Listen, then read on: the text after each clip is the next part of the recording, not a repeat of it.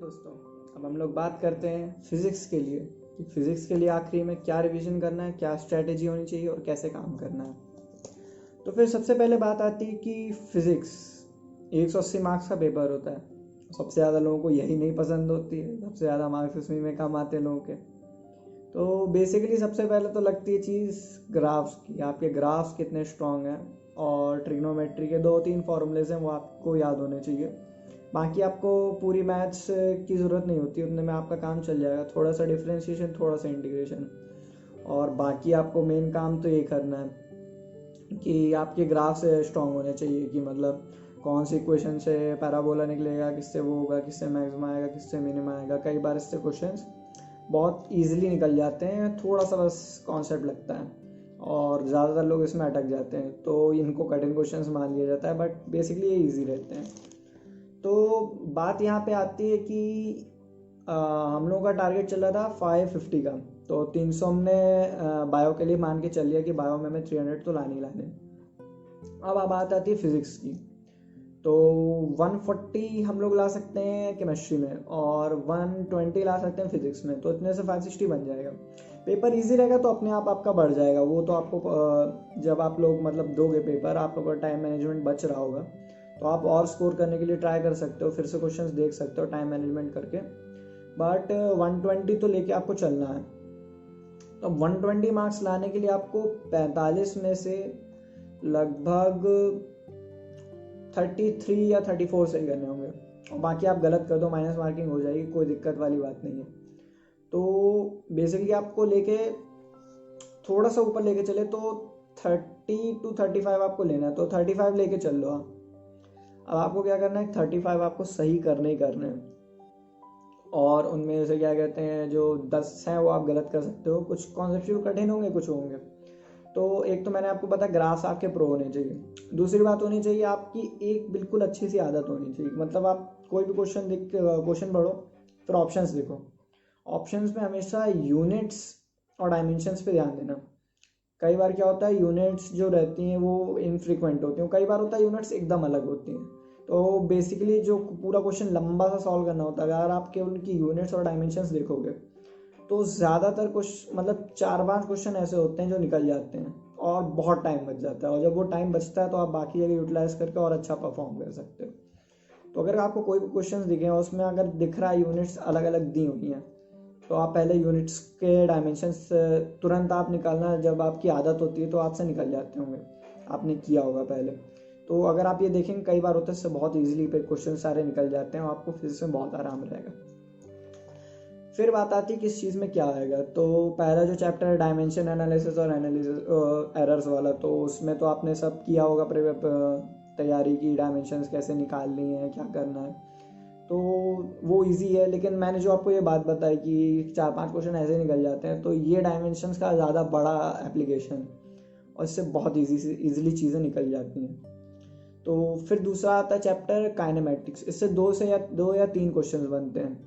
तो वही आपका 1D में क्या कहते हो, 1 डायमेंशंस में आपका ग्रेविटी के अंदर और नॉर्मल क्या स्ट्रेट लाइन में मोशन है, एक्सलेशन है, जो आपके तीनों आपके इक्वेशंस हैं, और उनका जो डेरिवेशन जो आपका था डिफरेंशिएशन वाला, डिफरेंशिएशन मतलब किस तरीके से निकाला, तो वो हल्का सा तरीका आपको याद होना चाहिए कि मान लीजिए आपको नॉन यूनिफॉर्म एक्सलरेशन दे दी गई या फिर कुछ दे दिया गया, तो आप उसको सॉल्व कर लो ईजिली। मतलब टफ क्वेश्चन अगर उससे बनेगा तो भी निकल जाएगा। और साइन कन्वेंशन पे ज़्यादा थोड़ा ध्यान दीजिएगा, और थ्योरी हल्की सी एनसीईआरटी से देख सकते हैं इस चैप्टर की, 1D की। 2D की देखने की ज़रूरत नहीं होती इतनी, पर 1 डायमेंशन की आप देख लें, एनसीईआरटी से थ्योरी अच्छी रहती। फिर आता है चैप्टर लॉज ऑफ मोशन, इससे 3 क्वेश्चन आएंगे। 3 क्वेश्चन रहते हैं, तो एक तो आपके वो फ्री बॉडी डायग्राम से रिलेटेड होते हैं, दूसरे आपके फ्रिक्शन रिलेटेड होते हैं, और तीसरे वही कंपोनेंट्स और कुछ ना कुछ डिवाइड करके या फिर कोई फैक्ट से पूछ लेंगे, ऐसे रहते हैं। तो एक फ्रिक्शन से होगा, तो फ्रिक्शन के वही लिमिटिंग फ्रिक्शन और वो जो आपके कॉन्सेप्ट्स हैं वो क्लियर करके रखना होगा। इस चैप्टर में बेसिकली देखा जाए तो एनसीईआरटी पे ज़्यादा वेटेज देने की जरूरत नहीं है, एनसीईआरटी आप स्किप कर सकते हो, उसकी आपको एनसीईआरटी रीड करने की जरूरत नहीं है। 1 डायमेंशन की एनसीईआरटी आपको रीड करने की बिल्कुल ज़रूरत है, वो बहुत काम आती है।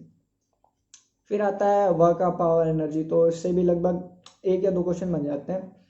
तो इसमें बेसिकली वही सॉल्व करना होगा आपको, क्या कहते हैं, जो भी आपका एक तो ये रहता है, दूसरा वर्क पावर एनर्जी निकालनी रहती है आपको कि कितना इसके अलोंग किया हुआ, कितना अगेंस्ट किया tension, work done by this, ये इसी में थोड़े बहुत रहते हैं, ज़्यादा चीज़ें नहीं रहती। दूसरी बात रहती है कोलिजन आता है। कोलिजन का आपको फॉर्मूले याद होने चाहिए।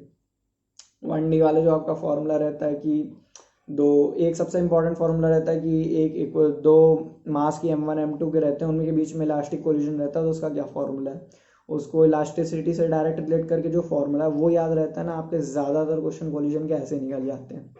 ठीक, और बाकी जो भी लॉज ऑफ मोशन में मोमेंटम कंजर्वेशन और सब चीज़ें थी, उन्हीं को यहाँ अप्लाई करनी रहेंगी, इजली चीज़ें हो जाएंगी। फिर आता है system of particle and rotation motion. तो इसमें क्या कहते हैं, इसका पहला पार्ट होता है सेंटर ऑफ मास वाला। ये पार्ट इंपॉर्टेंट रहता है, ये आपको एनसीईआरटी से रीड करना चाहिए, काम आती है चीज़ें।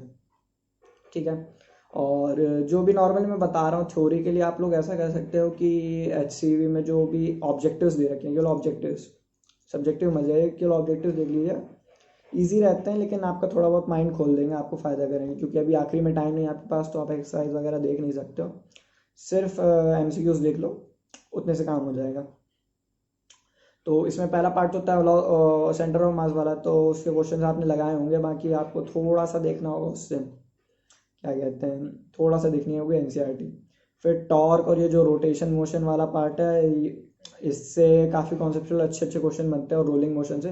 तो रोलिंग का फॉर्मूला, रोलिंग का जो फॉर्मूला रहता है 1/1+k² वाला, कहाँ पर कैसे लगाना है, अप्लाई करना है, वो मॉडिफाइड फॉर्मूले जो आपने लॉज ऑफ मोशन में पढ़ते हैं, वही हर जगह काम आते हैं। तो आपको याद रहेंगे, अगर आपको वो याद है तो आप तुरंत क्वेश्चन निकाल लोगे। बाकी आपको यही याद रखना है 1+k² ऊपर लगाना है कि नीचे लगाना है, तो उससे क्वेश्चन निकल जाएंगे। फिर आता है ग्रेविटेशन।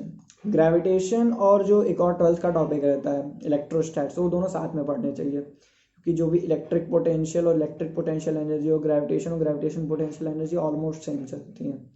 ठीक है, और उसमें जो भी सब सवाल बनते हैं ईजिली हो जाते हैं, एकदम कोरिलेट करता है। ग्रेविटेशन से एक क्वेश्चन आता है, या फिर हार्डली कभी दो आ जाते हैं, और इलेक्ट्रोस्टैट से वही 2 क्वेश्चन आते हैं, तो दोनों मिला के ऐसे 4 क्वेश्चन आपके 45 में निकल जाएंगे, तो ईजी रहेगा। ग्रेविटेशन में एज सच एनसीईआरटी रीड करने की जरूरत नहीं है। फिर बात आती है अब ये, फिर आता है प्रॉपर्टीज ऑफ बल्क मैटर। इसमें आता है वही लिक्विड फ्लूइड आता है, और आपका क्या कहते हैं सॉलिड आता है, और क्या कहते हैं वो थर्मल प्रॉपर्टी ऑफ मैटर आता है। तो थर्मल प्रॉपर्टी में 1-2 फॉर्मूलेज हैं, केवल वो याद रखने हैं, और एक वो बोल्ट्जमैन लॉ याद रखना है T⁴ वाला, और एक न्यूटन्स लॉ ऑफ कूलिंग याद रखना थर्मल में। ये 2-3 चीज़ें अगर आपकी क्लियर हैं, तो आप ऐसे कुछ भी निकाल सकते हो। फिर जो फ्लूइड था, उसमें बर्नौली थ्योरम इंपॉर्टेंट रहता है, और सरफेस टेंशन इंपॉर्टेंट रहता है। इनसे एक क्वेश्चन बनते हैं लगभग हर बार। और फिर जो प्रॉपर्टीज ऑफ सॉलिड हैं, उसमें बस ये याद रखना है कि इलास्टिक कोफिशिएंट ज़्यादा होते हैं, वो इलास्टिक होता है, रबड़ कम इलास्टिक होती है, इसलिए ज़्यादा इलास्टिक रहती है। ये सब थोड़े से फैक्ट्स रहते हैं, और बाकी जो भी छोटे मोटे फॉर्मूलेज हैं हल्के फुल्के बस देखना, कौन सा शेयर वाला है, कौन सा स्ट्रेन वाला है, कांस्टेंट है, ये सब देखने रहेंगे हल्के फुल्के। फिर आता है थर्मोडायनेमिक्स। तो थर्मोडायनेमिक्स आपने केमिस्ट्री में भी पढ़ी होगी, और इधर भी रहता है, तो बस साइन कन्वेंशन का अंतर रहता है, बाकी सब सेम रहता है। थर्मोडायनेमिक्स एकदम मतलब प्रैक्टिस बेस्ड है, और थर्मोडायनेमिक्स को आप प्रॉपर्टी ऑफ काइनेटिक गैसेस के साथ पढ़ते हैं। दोनों चैप्टर से मिला के क्वेश्चन आते हैं, ऐसे इनमें बाउंड्री बना दी गई, लेकिन बाउंड्री इनमें कोई ज़्यादा है नहीं, तो तीन क्वेश्चन इनमें से बनने होते हैं। तो बेसिकली वही इंटरनल एनर्जी का चेंज और CV/CP के फॉर्मूले याद रखने होते हैं, और जो पर साइकिल कितना वर्क डन हुआ, वो एफिशिएंसी इंजन की निकालना, वही सब रहते हैं। थोड़े बहुत फॉर्मूले हैं, याद रखने होंगे, आराम से निकल जाएंगे। फिर बात आती है ऑसिलेशन एंड वेव की। ये सबसे कॉन्सेप्चुअल चैप्टर्स में मतलब चैप्टर्स में एक है। वेव्स और ऑसिलेशन से मिला के टोटल 4 क्वेश्चन आराम से आएंगे, 4 तो आते ही हैं, कभी कभी 5 भी आ जाते हैं। तो इनसे क्या रहता है कि इससे जो भी क्या कहते हैं पार्टिकल वेलोसिटी, वेव वेलोसिटी, ये सब चीज़ें याद रखनी होती हैं, और जो भी SHM के छोटी छोटी चीज़ें रहती हैं, उनके फॉर्मूले हैं, वो आपको याद होने चाहिए। बस उनकी आपकी हल्की फुल्की प्रैक्टिस होती है, आपसे क्वेश्चन निकल जाते हैं, आपको बहुत इसमें कोई बहुत मेहनत करने वाली बात नहीं होती है। ठीक, तो मैंने बता दिया किस किस टाइप के क्वेश्चन आएंगे किस चीज़ से।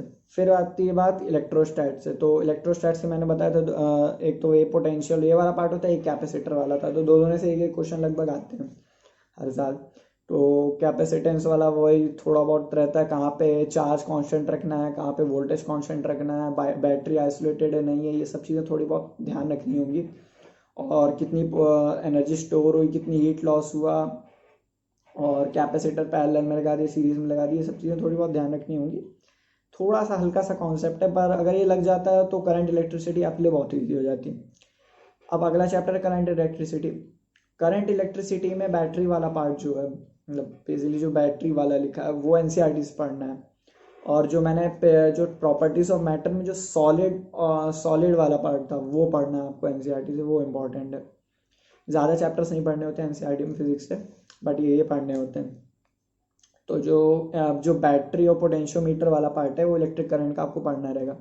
तो एक तो रहता है आपको रेजिस्टर्स और जैसे कॉम्बिनेशन वाले रहते हैं क्वेश्चन, एक रहता है पावर वावर वाला, बल्ब बल्ब जो भी सब लगाए जाते हैं वो रहते हैं, और एक तीसरा रहता है ये पोटेंशियोमीटर, ईएमएफ और व्हीटस्टोन। हाँ, जो पोटेंशियोमीटर और इंटरनल रेजिस्टेंस से रिलेटेड जो सेल के एरिया पार्ट है, एक वो ईएमएफ वाला रहता पार्ट, उससे एक क्वेश्चन आता है। तो 3 क्वेश्चन बनते हैं। कभी कभी होता है इनमें से थोड़ा बहुत हिला दिए जाते हैं, एक क्वेश्चन आ जाता है आरसी सर्किट का। तो आरसी सर्किट वही है, इनफाइनाइट टाइम पे कैसे एक्ट करेगी, स्टार्टिंग टाइम पे क्लोज सर्किट है, इनफाइनाइट टाइम में ओपन सर्किट है, चार्जिंग डिस्चार्जिंग, 63% वाला कॉन्सेप्ट जो है वो थोड़ा सा, बस थोड़ा सा आपको बेसिक ज़रा से याद करने होंगे। आप क्या करेंगे कि 2013 से लेके 17 तक के जेई के क्वेश्चन देख लेंगे, उनमें थोड़े बहुत आरसी के बहुत ही माइन्यूट माइन्यूट क्वेश्चन दे रखे हैं, और कभी कभी नीट में भी आए हुए हैं। तो उनसे आपका आरसी हो जाएगा, बहुत डिटेल नहीं पढ़ना होगा। मेंस के देखना, एडवांस के मत देखना पेपर, ठीक है। फिजिक्स प्रैक्टिस करने का सबसे यही है कि आपको पूरा कर लिया, आपने प्रीवियस ईयर क्वेश्चंस लगा लिए हैं नीट के, साथ में आपको लेकिन देखने होंगे जेई के भी क्वेश्चन देखने होंगे मेंस के, क्योंकि मेंस के कई बार होता है कि 2-3 साल पहले के क्वेश्चन सेम वैसे ही आ जाते हैं, बस थोड़ी सी वैल्यूज चेंज करके, उससे आपको बहुत फ़ायदा हो सकता है, ठीक है। तो फिर अगला टॉपिक आता है मैग्नेटिज्म। मैग्नेटिज्म के 2 रहते हैं, एक करंट वाला पार्ट रहता है, एक में परमानेंट मैग्नेटिज्म रहता है। तो जो नॉर्मली क्या रहता है कि करंट वाले पार्ट से एक क्वेश्चन आता है, करंट वाले से 2 आते हैं बेसिकली, और जो परमानेंट मैग्नेटिज्म उससे एक आता है, टोटल 3 क्वेश्चन आते हैं। तो एक तो ये रहता है, तो परमानेंट मैग्नेटिज्म तो आपको एनसीईआरटी से बिल्कुल पढ़नी है, बहुत इंपॉर्टेंट। उनमें डायमैग्नेटिक जो फेरोमैग्नेटिज्म है, डायमैग्नेटिक, पैरामैग्नेटिज्म, ये सब आपको देखना होगा। ये एनसीईआरटी से एकदम देखने हैं, एग्जाम्पल भी देखने हैं, क्योंकि डोमेन वोमेन जो भी उन्होंने हल्का फुल्का लिखा होगा वो आपके काम आने वाला है। और जो करंट वाला वो वैसे जैसे आपने करंट इलेक्ट्रिसिटी प्रैक्टिस की है वैसे वो भी प्रैक्टिस करनी होगी, और जो भी उसमें सोलेनॉइड वगैरह होंगे, सोलेनॉइड और इलेक्ट्रोमैग्नेट रहेंगे वो देखने रहेंगे थोड़े से कॉन्सेप्ट। तो जो भी, तो इलेक्ट्रिक का डायपोल और मैग्नेटिक का डायपोल है लगभग सेम ही चलता है, बस थोड़ा सा भाई ये आइसोलेटेड नॉन आइसोलेटेड वो सब चीज़ें देख लेनी होगी आपको। फिर आता है topic alternating current. Alternating current से 2 क्वेश्चन आते हैं लगभग। एक तो नॉर्मल आपका क्वेश्चन रहेगा सॉल्व करने के लिए, ये LCR सर्किट से सॉल्व करने के लिए क्वेश्चन रहता है नॉर्मली, और दूसरा कोई क्वेश्चन अगर आपको रहता है LC ऑसिलेशन है, LR को LR सर्किट उसमें था मैग्नेटिक इंडक्शन वाले चैप्टर में। जो मैग्नेटिक इंडक्शन वाले चैप्टर उससे LR सर्किट रहता है, बस वही क्या फैराडेज के लॉ रहते हैं, और अल्टरनेट करंट में LCR सर्किट रहता है और LC सर्किट, ये सब चीज़ें हैं हल्की, बस 2-3 चीज़ें हैं उसके, एक मतलब थोड़ा सा क्वेश्चन बनाओ और आपको इम्पीडेंस ट्रायंगल वगैरह पता हो तो आपसे हो जाएगा वो। फिर आता है EM वेव। EM वेव पूरा चैप्टर आपको एनसीईआरटी से रीड करना है, और उसमें जो भी आपको फैक्ट्स दिए हुए हैं कि मैग्नेटिक फील्ड किस प्लेन में करेगा वो होगा, और प्रोपगेशन ऑफ वेव जो है, और जो भी आपको क्रॉस प्रोडक्ट से निकालना होगा, वेलोसिटी निकालनी होगी, वो सब आपको EM वेव से करना होगा, ठीक है। फिर अगला चैप्टर आता है ऑप्टिक्स। ऑप्टिक्स में 2 पार्ट है, रे ऑप्टिक्स और वेव ऑप्टिक्स। तो रे ऑप्टिक्स से लगभग 2 या 3 आते हैं, और वेव से 2 आते हैं क्वेश्चन। तो ज़्यादातर क्या रहता है, वेव ऑप्टिक्स सबसे इजी पड़ता है, क्योंकि उसमें ज़्यादातर क्वेश्चन YDSC से आते हैं, सीधे सीधे फ्रिंजेस आएंगे, ये आएंगे वो आएंगे। कभी कभी होता है कि डिफरेंस उससे आ जाए डिफ्रैक्शन से, बट मोस्टली होता है क्या YDSC से सारे क्वेश्चन आते हैं 2 के 2। तो वही आपको फ्रिंज लेंथ और फ्रिंज विड्थ जो रहती है, कितनी फ्रिंजेस बनेगी, ये कॉन्सेप्ट्स आपके क्लियर होंगे तो आपसे वेव तो आराम से निकल जाएगा। जो इसका डिफ्यूजन वाला पार्ट है वो एनसीईआरटी से रीड करना होता है, मैंने खुद किया, बहुत फ़ायदा हुआ है मुझे। फिर रे ऑप्टिक्स है, तो रे ऑप्टिक्स पे तो आपने नॉर्मल 9-10 में जो फॉर्मूला पढ़े उन्हीं का मेन तो एक्सटेंशन चल रहा होता है। फिर बाकी एक दो आपको डेप्थ वेप्थ के जो फॉर्मूले रहते हैं और हाइट रहने कहाँ पे कौन सा अप्लाई करना वो याद रहना चाहिए। और थोड़ा सा आपको क्या कहते हैं वो याद रहना चाहिए, जो फॉर्मूले उसके हैं मैग्नीफिकेशन के, ठीक है। और वेव ऑप्टिक्स में कभी कभी रिजोल्यूशन वगैरह भी पूछ लेते हैं, बट बहुत रेयर है, ऐसे नहीं पूछेंगे आपसे। पर अगर आपको कहीं फॉर्मूला एक दिख जाए वो जो रहता है कंपाउंड माइक्रोस्कोप वगैरह वाले, तो वो देख लीजिएगा। फिर आता है, तो ये हो गई ऑप्टिक्स। अब इसके बाद आता है सबसे इजी पार्ट। सबसे इजी पार्ट होता है मॉडर्न। 8 से 9 क्वेश्चन होते हैं और फ्री फोकट के क्वेश्चन होते हैं। आपने सिर्फ केमिस्ट्री में जो सेकंड चैप्टर था स्ट्रक्चर ऑफ एटम वो ध्यान से पढ़ा होगा, आपसे बहुत सारे क्वेश्चन निकल जाएंगे। फ्री फोकट के हैं, बिल्कुल मतलब बढ़ रहे होते हैं, इनको तो बिल्कुल स्कोर करना ही होता है।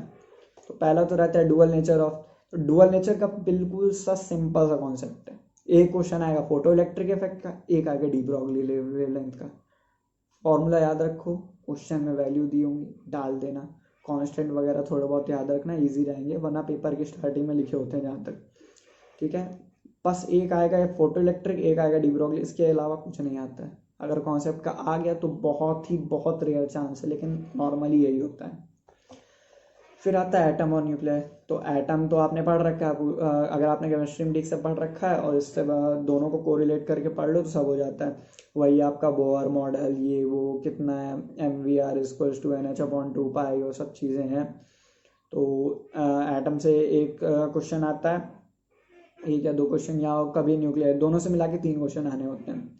फिर आता है न्यूक्लियर। न्यूक्लियर में न्यूक्लियर थोड़ा सा केमिस्ट्री के बाहर के चले जाता है। ये न्यूक्लियर पहले न्यूक्लियर केमिस्ट्री होती थी तो उससे बहुत अच्छा रिलेट करते हुए आता था, जेई में अभी भी टॉपिक है एडवांस में, बट अब तो इस अपने इसमें नहीं रहा, सीबीएसई में।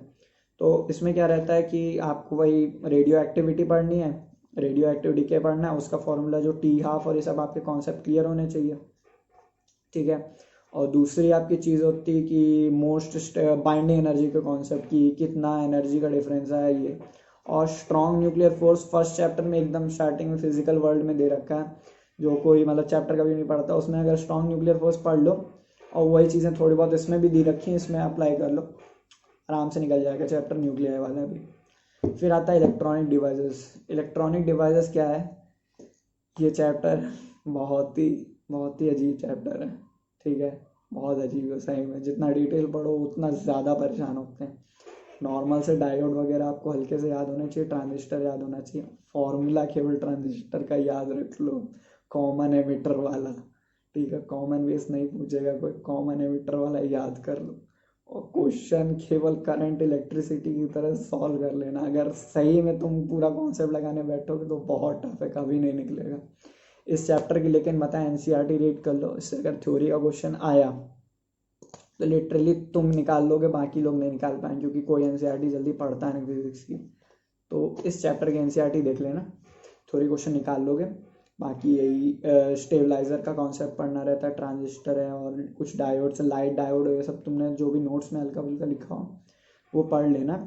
और बाकी मॉडर्न बहुत ईजी है, ठीक है। स्कोर करने के लिए देखो, मॉडर्न में तुम पूरा स्कोर कर सकते हो, काइनेमेटिक्स में पूरा स्कोर कर सकते हो, लॉ ऑफ मोशन में एक गलत हो सकता है कभी कभी, बहुत टफ आ जाता है, और रोटेशन में पक्का गलत करोगे, उसमें कोई चांस ही नहीं तुम सही कर दो सारे, बहुत ही रेयर चीज़ है। मतलब मुझे लगता है मैंने तो कर लिया किसी तरह, मेरे तो हो गए थे फिजिक्स में 175 बन गए थे 180 में।